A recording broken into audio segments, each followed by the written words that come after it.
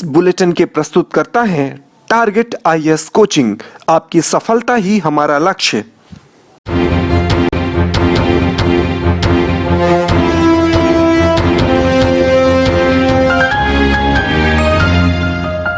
नमस्कार, आप देख रहे हैं रेवा दर्शन। मैं सजिता बघेल आपके साथ। आइए जान लेते हैं क्या है आज की प्रमुख खबरें। मुख्यमंत्री ने सीधी के विभिन्न गांवों में पहुंचकर बस दुर्घटना के पीड़ितों को दी सांत्वना। सीधी जिले के रामपुर नैकिन पहुंचे मुख्यमंत्री। भीषण सड़क हादसे में मृत हुए लोगों के परिजनों से मिलने पहुंचे उनके घर। आत्मनिर्भर किसान आत्मनिर्भर मध्य प्रदेश कार्यक्रम का किया गया आयोजन और जहर पिलाकर पति ने कर दी पत्नी की हत्या। आइए जान लेते हैं इन खबरों को विस्तार से।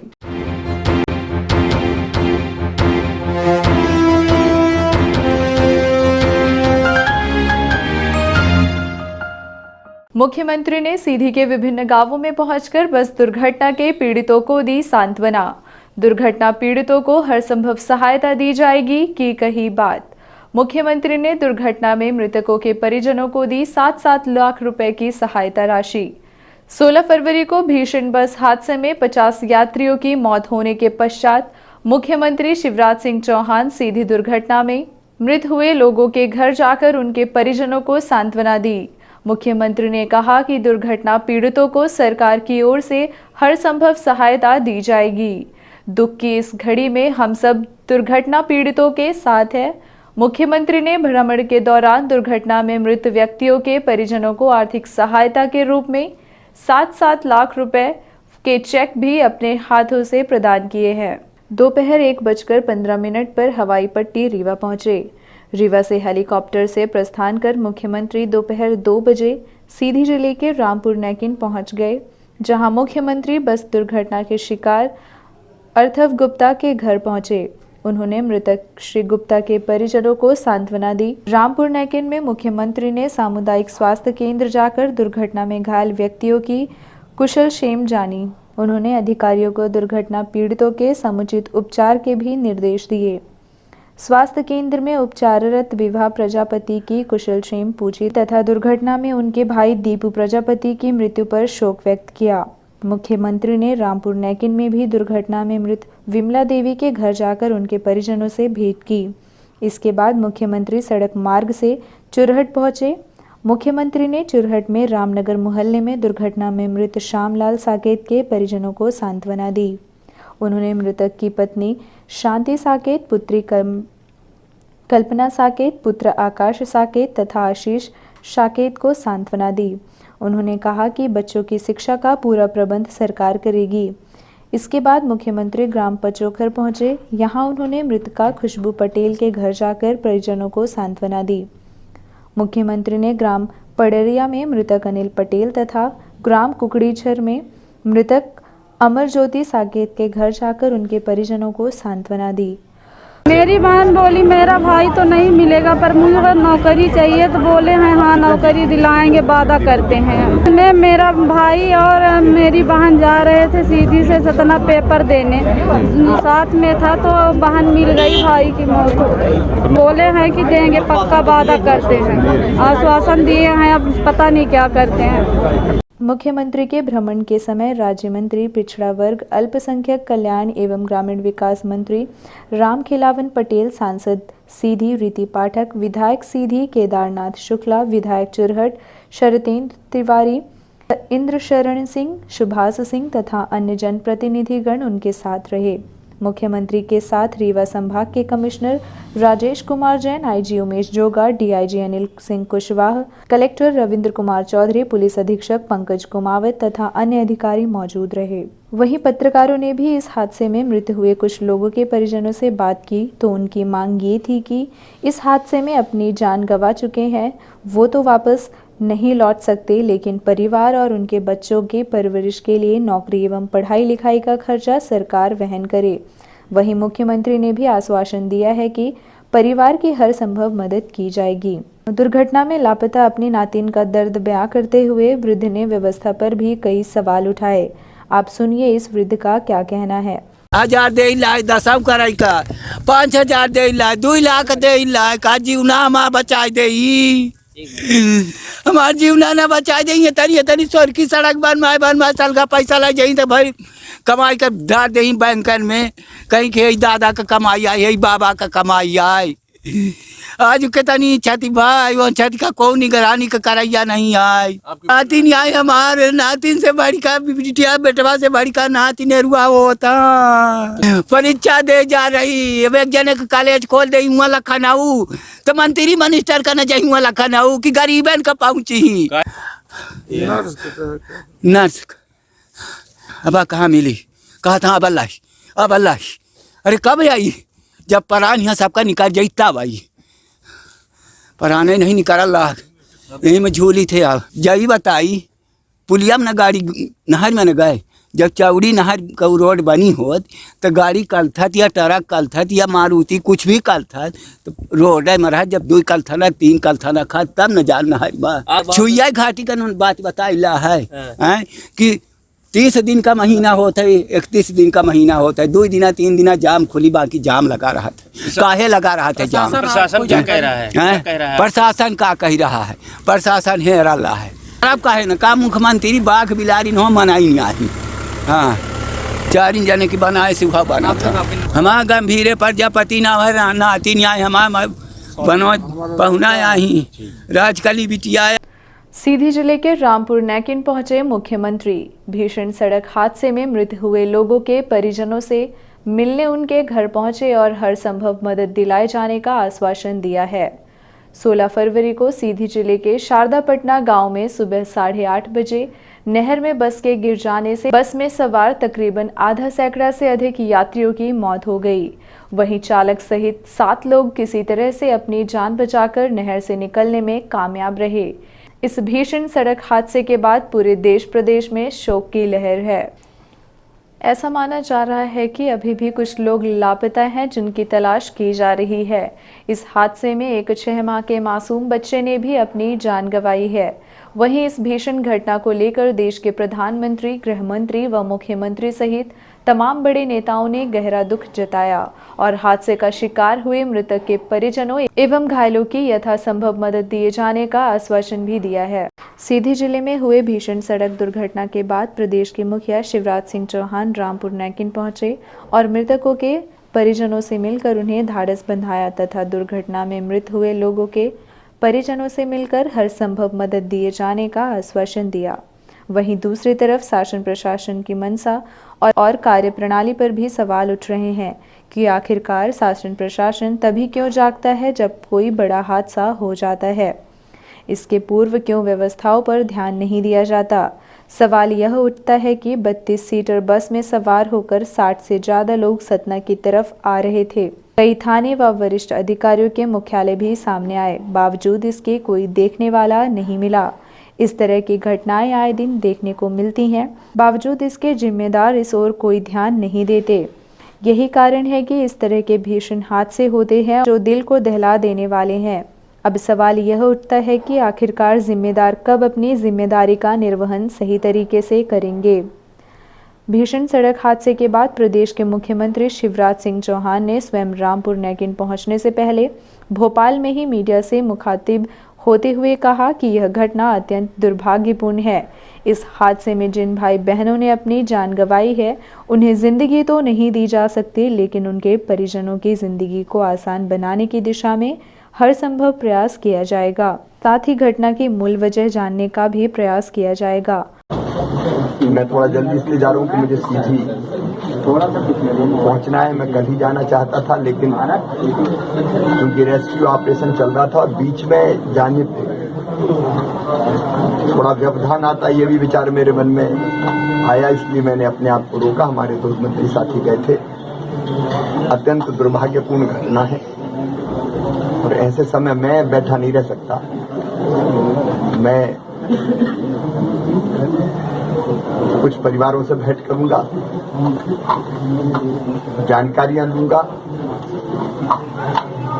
और जो बेटे बेटियां भाई बहन चले गए हैं उनको हम लौटा के नहीं ला सकते, लेकिन परिवारों की जिंदगी कैसे आसान बने उन परिवारों के साथ हम खड़े हैं। केवल संवेदना का प्रकटीकरण नहीं बल्कि जिंदगी भी कैसे आसान बने और बाकी भी मूल में मैं जाने की कोशिश करूंगा। अभी तो मैं वहां जाके परिस्थिति भीषण सड़क हादसे में आई मंत्री रामखेलावन पटेल की अमानवीयता। एक तरफ जहां घटना के बाद पूरे देश में त्राही त्राही देखी जा रही है, वहीं दूसरी तरफ मंत्री जी हंसते खिलखिलाते हुए पत्रकारों के सवाल का जवाब देते देखे जा रहे हैं। आप देख सकते हैं कि किस तरह से इस भीषण घटना को लेकर वहां पर पहुंचे मध्य प्रदेश शासन के मंत्री रामखेलावन पटेल बात कर रहे हैं। ऐसा माना जा रहा है कि मंत्री की गाड़ी में भी किसी अधिकारी की गाड़ी ने टक्कर मार दी। इस बात को लेकर जब पत्रकारों ने उनसे बात की तो उन्होंने हंसते मुस्कुराते हुए अपनी बात कही। आप देख सकते हैं कि इतनी बड़ी घटना के बाद मंत्री जी की हमदर्दी जो सामने देखी जा रही है। आपकी गाड़ी की जिस पर MP 19 गुरकृपा पीछे लिखा हुआ है, और वो सब बताए घटनाक्रम क्या हुआ सर? पीछे से किसी गाड़ी ने ठोकर मार दिया। किसने मारा था ठोकर सर आपकी गाड़ी? हम जानते नहीं उसको। देखा तो होगा, ये बताया हम पता लगाएंगे। ये बताया जा रहा था कि SP सीधी के द्वारा आपकी गाड़ी पीछे थी। आपकी गाड़ी ने कमिश्नर को ठोकी। IG की गाड़ी पर आपकी गाड़ी की ठोकी है। क्या FIR वगैरह कराएंगे आप इस पूरे घटना का? मैंने किसी गाड़ी को ठोका ना, मेरी गाड़ी किसी ने ठोका। हम जांच कराएंगे, जो होगा देख। सर, ये एक्सीडेंट हुआ कहाँ पे है? ये कहाँ पे घटना हुई है? जो हादसा हुई, बस पलटी, इस पर किसकी चूक मानते हैं? प्रशासन की चूक मानते हैं, किसी अन्य की चूक मानते हैं? जिसकी भी चूक होगी जांच करने के निर्देश दे दिए गए हैं। तो अभी कितने दिन जांच चलेंगे? मंत्री जांच में 1 हफ्ता तो आप भी मंत्री हैं, जांच होने में 1 हफ्ता तो लगता है। एक भी चौकी प्रभारी मंत्री जी, ऐसा नहीं लगता है कि सभी जिला मुख्यालय में ऑनलाइन परीक्षा की व्यवस्था है, लेकिन अन्य जिलों में ऑनलाइन परीक्षा की गई थी। सर, ये घटना होने के बाद ही प्रशासन से फेलियर नहीं हो जा रही है। कितने अभी गुमशुदा मानते हैं?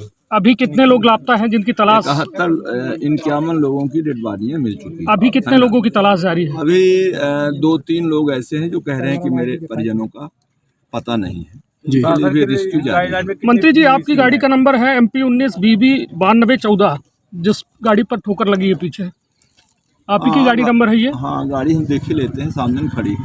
तो आपको नंबर याद नहीं सर आपकी गाड़ी का? अरे अभी तो आई है गाड़ी। सर, जिला मुख्यालय में पेपर होने वाली बात है, तो इस पे व्यापक लिया जाएगा। बच्चों को पेपर ऑनलाइन अन्य जिलों में किया गया, जिला मुख्यालय में व्यवस्था नहीं है क्या कि जो शिक्षा प्रणाली से जुड़े लोग हैं उन पे विश्वास नहीं है सरकार का? नहीं, सरकार का सब पर विश्वास है। अभी PSC की जो परीक्षाएं हो रही सभी 52 जिलों में हो रही हैं। अब इस परीक्षा में क्यों नहीं, वो भी जांच का विषय, जांच करा लिया जाएगा। सर, 3.5 करोड़ रुपए मुआवजा बांट रहे हैं, इतने में तो सड़क बन जाती। जो जाम लगा 6 दिन, उसमें किसकी जिम्मेवारी तय होती है? 6 दिन से जाम लगा था, जिससे रूट चेंज किया गया था। 3.5 करोड़ में जो मुआवजा बांट रहे हैं, उतने में सड़क बन जाती और पूरी व्यवस्थाएं दुरुस्त हो जाती है। जांच का इंतजार कब तक किया जाता है? कब तक किया जाएगा? कब तक हादसे होते रहेंगे? जांच में होता क्या सर, ये नहर में डूबने का मामला है, और नहर में डूबने का मामला है तो इसमें मुआवजा क्या जल संसाधन विभाग की ओर से भी दिया जाएगा? क्योंकि ये नहर में डूबने का मामला है और नहर में डूब के लोगों की मौत हुई है, तो क्या वह भी एडिशनल मुआवजा दिया जाएगा? अभी माननीय मुख्यमंत्री जी ने 5 लाख और 2 लाख माननीय प्रधानमंत्री जी ने दिया है, जिसका 7 लाख भुगतान हो गया है। बाकी माननीय मुख्यमंत्री जी तय करेंगे। तो सर, ये तो नहर में डूबने पर 4 लाख रुपए दिए जाते हैं, जल में डूबने की वजह से पारितोषिक मिलता है, उसको लेकर के क्या वो अलग सहायता राशि? तो क्या इसको अलग नजरिए से देखा जा रहा है इस पूरे मामले को? नहीं, कोई अलग नजरिए से नहीं देखा जा रहा। जांच में जो आएगा वैसा। तो नहर में तो डूबी है सर ना, आपने भी देखी है गाड़ी को, लोग नहर से निकले। सर, इसमें जिम्मेवारी किस पर तय होगी? परिवहन विभाग पर होगी या जो जिम्मेवारी जांच में जो आएगा, जिसके ऊपर जांच करने वाले अधिकारी तय करेंगे कि किसकी जिम्मेवारी। पुलिस की भी जिम्मेवारी बनती है। 32 सीटर गाड़ी में 32 सीटर में 60 लोग सवार हो रहे हैं। जिम्मेदारी हादसे हो रहे हैं। दूसरा सर 1 महीने के अंदर में दूसरा हादसा है। अल्ट्राट्रैक की गाड़ी ने 5 टीचरों का वहाँ पे एक्सीडेंट हुआ। 5 शिक्षक सर जिंदा जले थे, उसमें जिंदा जल गए थे। 5 नीचे करो, सबक लिया। नीचे करो।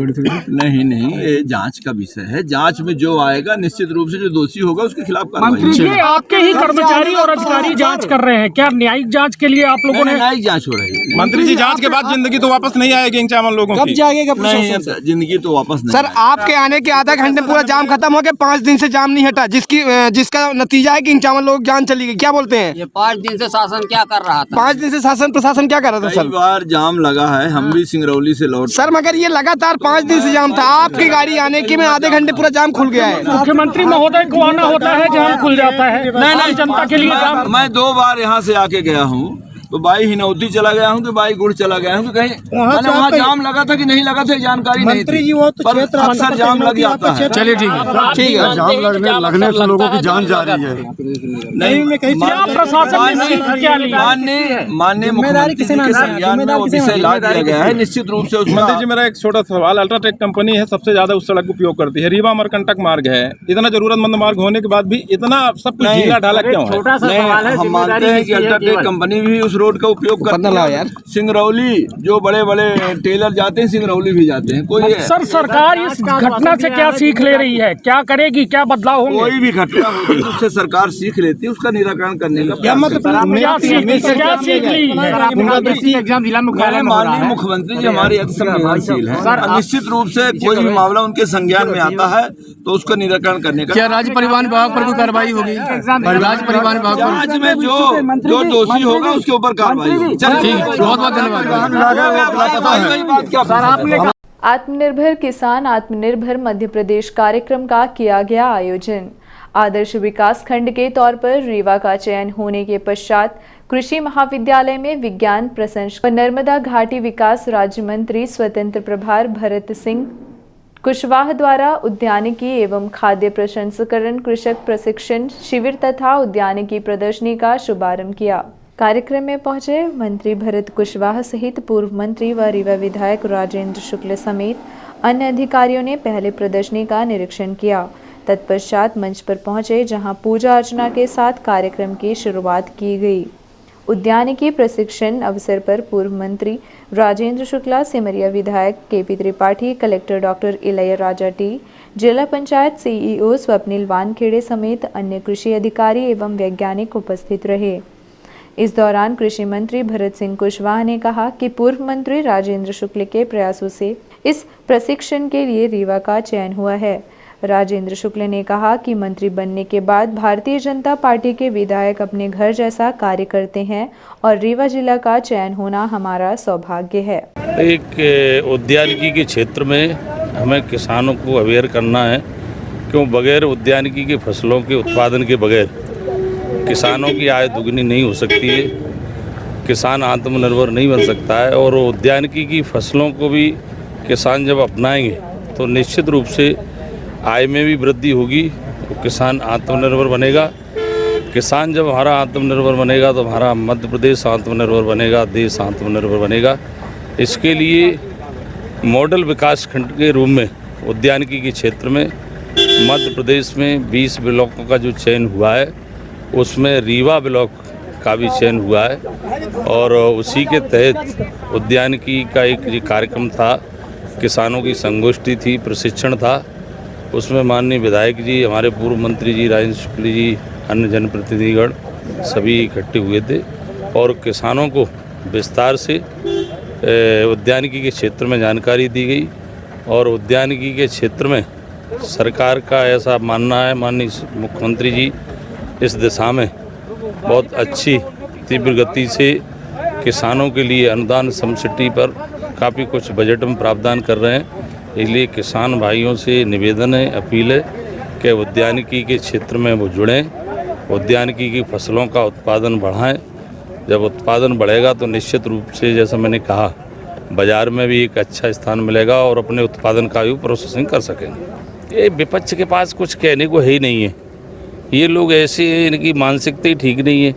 अगर अच्छे को तो अच्छा कहना चाहिए। किसानों को सब पता है कि मध्य प्रदेश और देश में अगर किसी ने चिंता की है तो भारतीय जनता पार्टी की सरकार ने की है, देश में मोदी जी ने की है, प्रदेश में मुख्यमंत्री। भरत सिंह जी हमारे बीच में आए और भरत सिंह जी को मैं इस बात के लिए धन्यवाद देता हूँ, भरत सिंह जी को, कि जो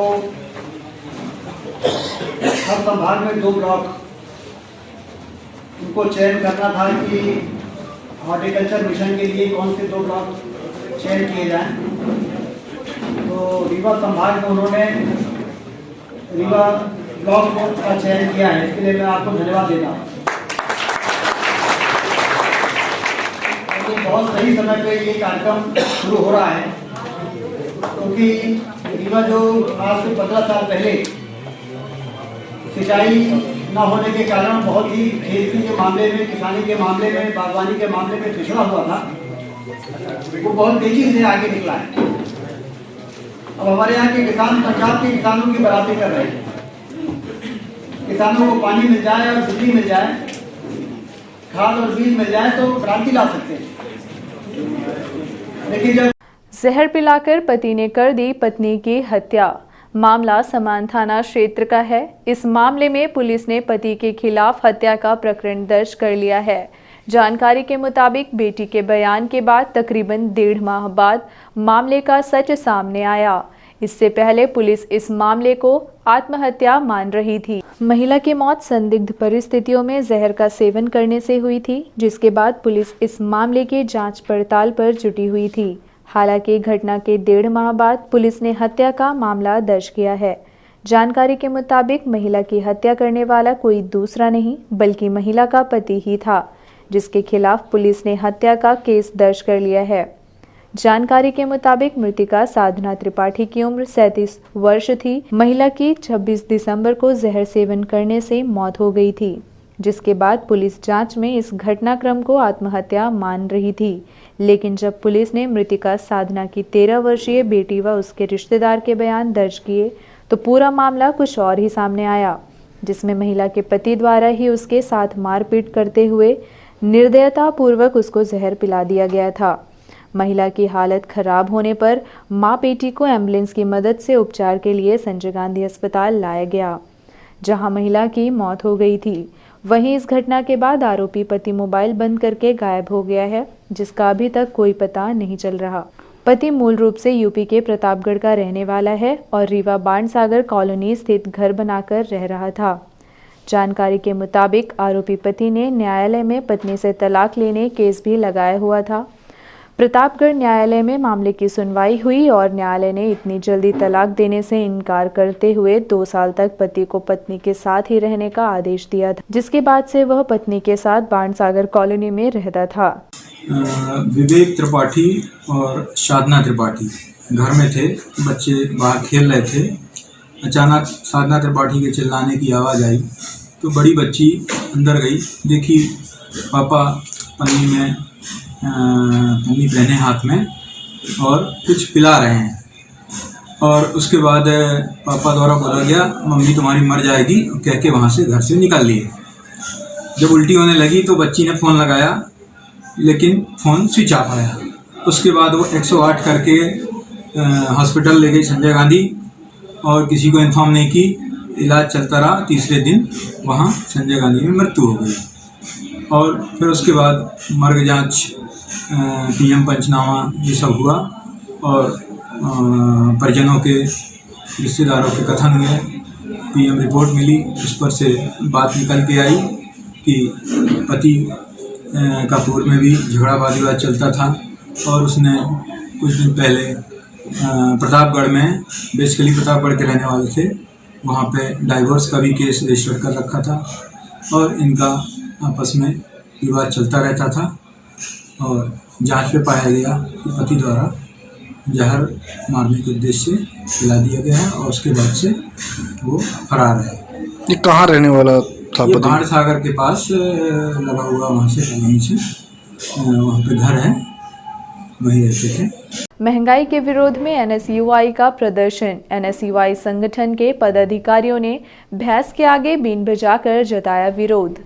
पेट्रोल, डीजल व रसोई गैस के बढ़ते दामों को लेकर शिल्पी प्लाजा के समीप पुलिस चौकी के समक्ष एनएसयूआई छात्र संगठन के पदाधिकारियों ने भैंस के आगे बीन बजाकर केंद्र व राज्य सरकार के खिलाफ नारेबाजी करते हुए विरोध प्रदर्शन किया है।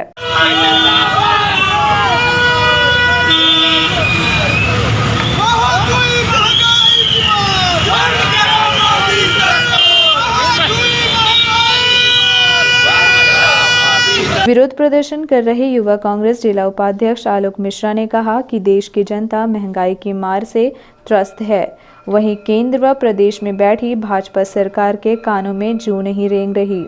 विरोध प्रदर्शन का नेतृत्व NSUI प्रदेश सचिव अभिषेक तिवारी अभी ने किया।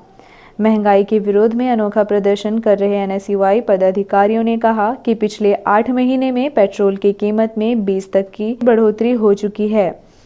वहीं इस तरह से डीजल के दामों में भी 19 रुपए की बढ़ोतरी हुई है। इतना ही नहीं, रसोई गैस के अलावा अन्य आवश्यक वस्तुओं के दामों में भी ज़रूरत से अधिक महंगाई बढ़ गई है।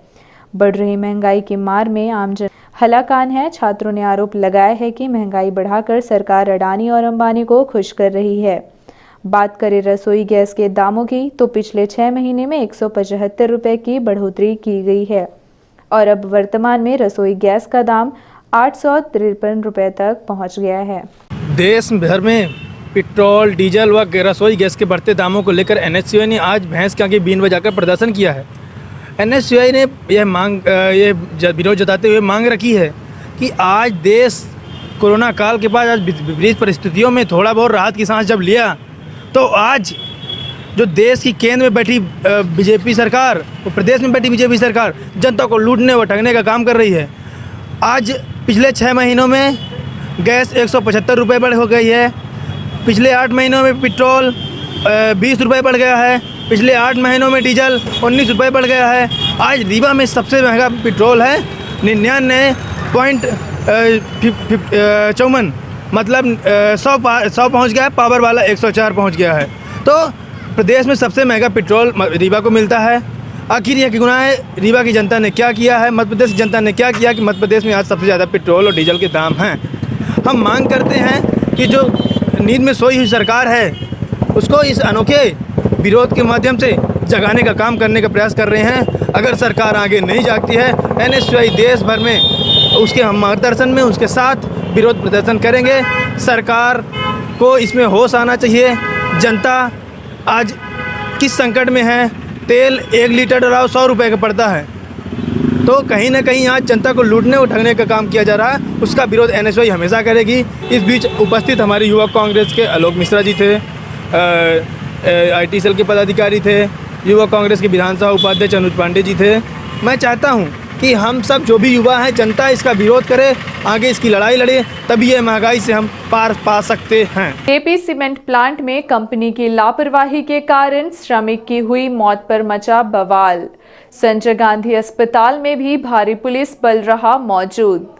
JP सीमेंट प्लांट में नर्मदा गेट के समीप काम करने वाले एक श्रमिक की ऊंचाई से गिरने के कारण मौत हो गई है। घटना में गंभीर रूप से घायल श्रमिक को उपचार के लिए संजय गांधी अस्पताल लाया गया, जहां उसने दम तोड़ दिया। घटना के संबंध में परिजनों ने बताया कि बड़ा कोठार निवासी 45 वर्षीय निर्मल बुनकर JP सीमेंट प्लांट में श्रमिक का काम करता था। वह ऊंचाई पर काम कर रहा था। वहां की बल्ली टूट जाने के कारण श्रमिक ऊंचाई से नीचे जा गिरा।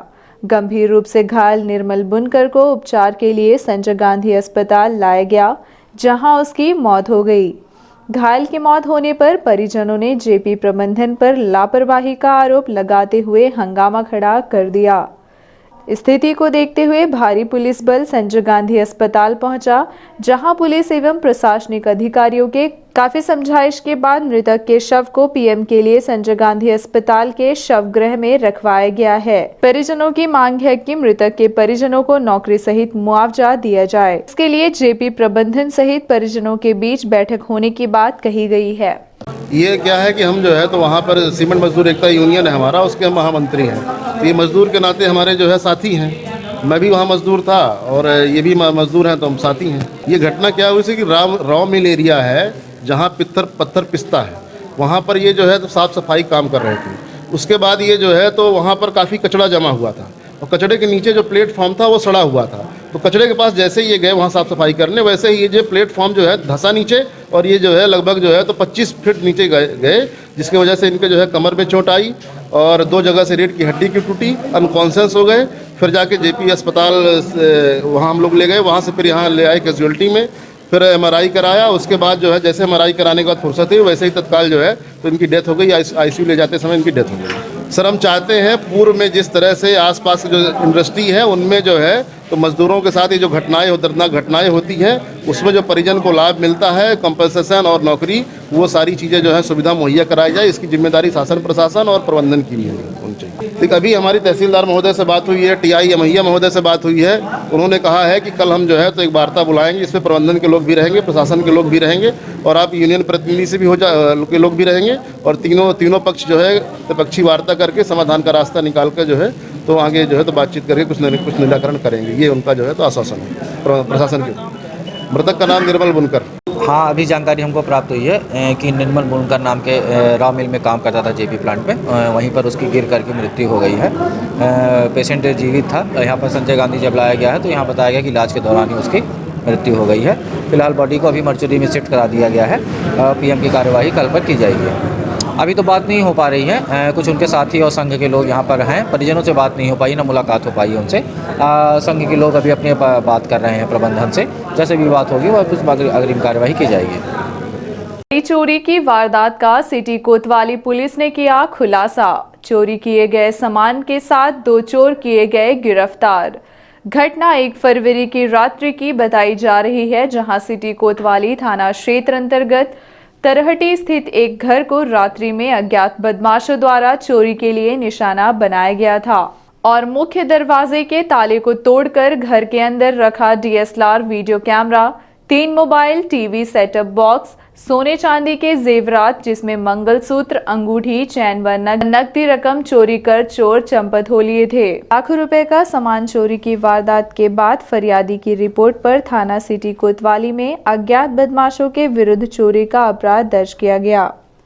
प्रकरण की विवेचना के दौरान चोरी गए मोबाइल फोन की कॉल डिटेल साइबर सेल से प्राप्त की गई। साइबर सेल से प्राप्त डिटेल्स का एनालिसिस किया गया। थाना प्रभारी सिटी कोतवाली आदित्य प्रताप सिंह परिहार द्वारा संदेही से पूछताछ की गई, जिसमें आरोपी भरत स्वीपर पिता राजेश स्वीपर उम्र 20 साल निवासी रानीगंज के अलावा पवन लोनिया पिता प्रदीप लोनिया उम्र 24 साल निवासी कबाड़ी मोहल्ला को गिरफ्तार कर पूछताछ की गई, जिसमें आरोपियों ने चोरी करना स्वीकार किया। आरोपियों की निशानदेही पर घटना में चोरी गया सामान भी बरामद कर लिया गया है तथा आरोपियों को गिरफ्तार कर न्यायिक हिरासत में भेज दिया गया है। मोहल्ले में 1 फरवरी की रात्रि में घर के अंदर ताला तोड़ के चोरी हुई थी, जो साबान खान हैं उनके घर में, जिसकी सूचना उन्होंने 2 तारीख को थाने में दी थी।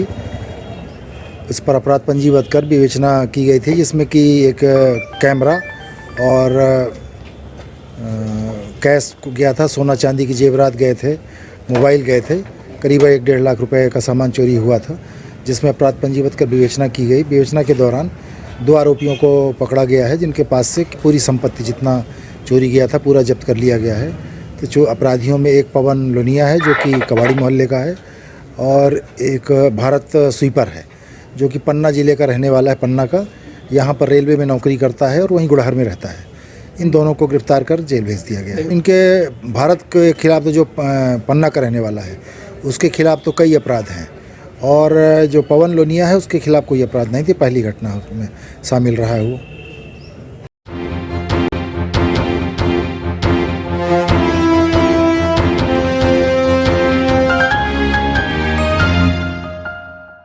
तो ये थी आज की प्रमुख खबरें। आगे की खबरों के लिए बने रहे रिवर दर्शन के साथ। दीजिए हमें इजाजत। नमस्कार।